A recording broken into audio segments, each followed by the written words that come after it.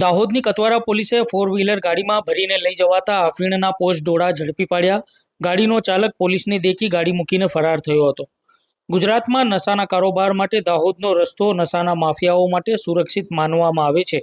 મધ્યપ્રદેશ અને રાજસ્થાનમાંથી નશાના માફિયાઓ નશીલો પદાર્થ ગુજરાતમાં લાવીને યુવા પેઢીને નશામાં ધકેલવા માટે મોટા પાયે નશાનો કારોબાર ચલાવી રહ્યા છે. અને ગુજરાતનું દાહોદ એ મધ્યપ્રદેશ અને રાજસ્થાનની સરહદોને અડીને આવેલો જિલ્લો છે. તેના માટે મધ્યપ્રદેશથી રાજસ્થાનમાં પણ નશાનો કારોબાર ધકેલવા માટે દાહોદના રસ્તાઓને પસંદ કરવામાં આવે છે. અને ખાસ કરીને ગુજરાતમાં લઈ જવાતો નશીલો પદાર્થ પણ દાહોદના રસ્તે થઈને જ લઈ જવાય છે. વારંવાર દાહોદની ચાકલિયા, ઝાલોદ અને કતવારા પોલીસ દારૂ, અફીણના પોસ્ટડોળા સહિતનો નશીલો પદાર્થના મોટા જથ્થાઓ ઝડપી પાડે છે. પરંતુ અલગ અલગ કિમિયાઓ અપનાવી દાહોદના રસ્તે થઈ ગુજરાતમાં મોટા પ્રમાણમાં નશીલો પદાર્થ પહોંચાડવામાં આવે છે. દાહોદની કતવારા પોલીસ વાહન ચેકિંગમાં હતી અને એક ફોર વ્હીલર ગાડી જે GJ27 AP 6799 નંબરની ગાડીમાં ચાલક મધ્યપ્રદેશથી અફીણના પોસ્ટડોળા લઈને જઈ રહ્યો હતો. કતવારા ગામ નજીક વાહન ચેકિંગ દરમિયાન ક્રેટા ગાડી આવતા પોલીસને તેના ઉપર શંકા ગઈ હતી અને પોલીસે આ વાહનને રોકવા માટે ઇશારો કર્યો, પણ ગાડીમાં તો પોસ્ટડોળા હતા એટલે રોકવી મુશ્કેલ હતી અને પોલીસને દેખી ગાડીનો ચાલક ભાગવા લાગ્યો. કતવારા પોલીસે તેનો પીછો કરતા ચાલક ભીટોડી ગામ નજીક ગાડી મૂકીને ભાગી જવામાં સફળ રહ્યો હતો.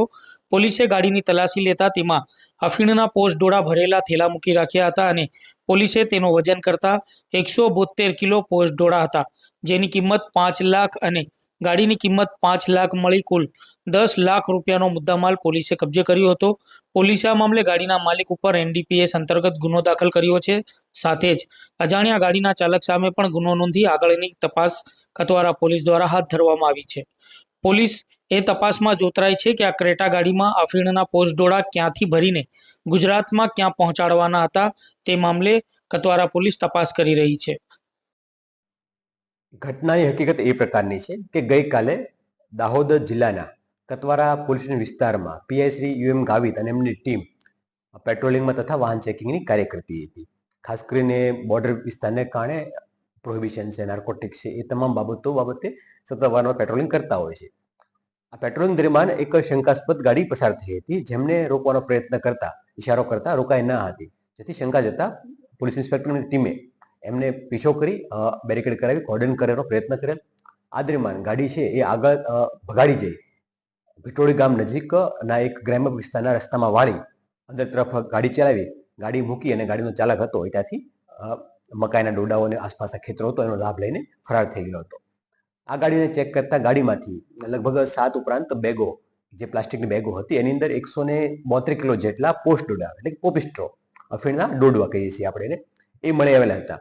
અને ફોરેન્સિક અધિકારીની રૂબરૂમાં સમગ્ર ટેસ્ટિંગ અને જે પ્રોસિજર છે એ કરવામાં આવેલી હતી.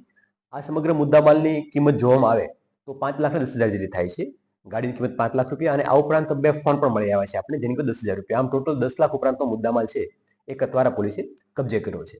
કતવારા પોલીસે આ પહેલા પણ આ પ્રકારની કેસો કરેલા છે અને આ પ્રકારની જે પ્રવૃત્તિ થાય છે ગુજરાતનો રસ્તો વાપરવામાં આવે છે એને ડામવા માટે ગુજરાત પોલીસ કટિબદ્ધ છે.